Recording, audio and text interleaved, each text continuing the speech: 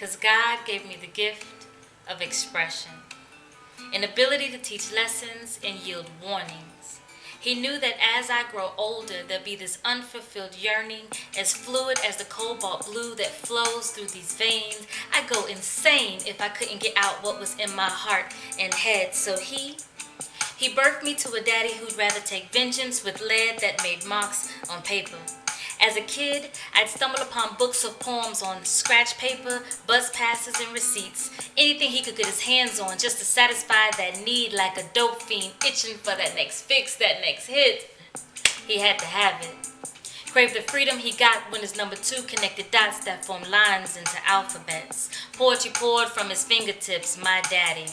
I couldn't ask for better genes, 'cause at 13, I experienced the first of what God gave to me, poetry. My lineage comes from nothing but creativity. I write because God gave it to me.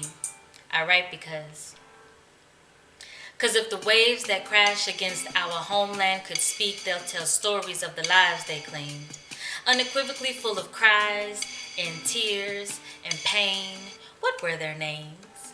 Our ancestors whose bellies lie at the bottom of the sea.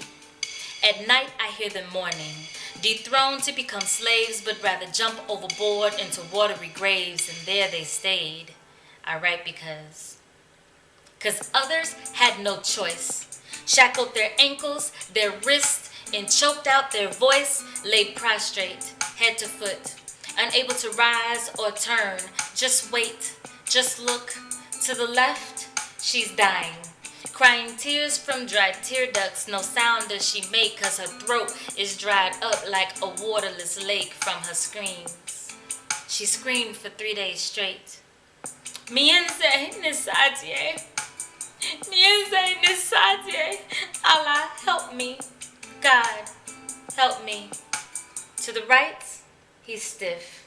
Nose fled in anger, he's plotting. When they let him breathe fresh air from this unforgiving stench of urine and feces and dead corpses rotting, he'd lead an uprising. And although they probably kill him, death was far better than the cruelties that lie against them on this slave ship.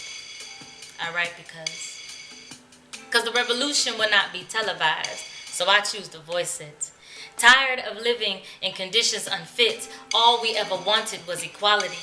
But black power is looked at worriedly, continuously called a threat to society for wanting to protect our own. Our neighborhoods became the combat zone. Never mind what is going on overseas, the war is right here in our very own cities. I write because now I have children. And although I wish it were different, this is the world we're raising them in, where athletes make tens of millions shooting balls through hoops, and the homeless try to recoup by begging for change on storefront stoops, where the current president is called Tar Baby. But my babies are living proof that generational curses don't have to continue, 'cause they broke them.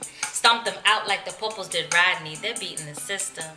I got one skipping grades. The oldest is so smart, honor classes are all she can take, and tests cannot confine my son, so they changed the test to be more challenging.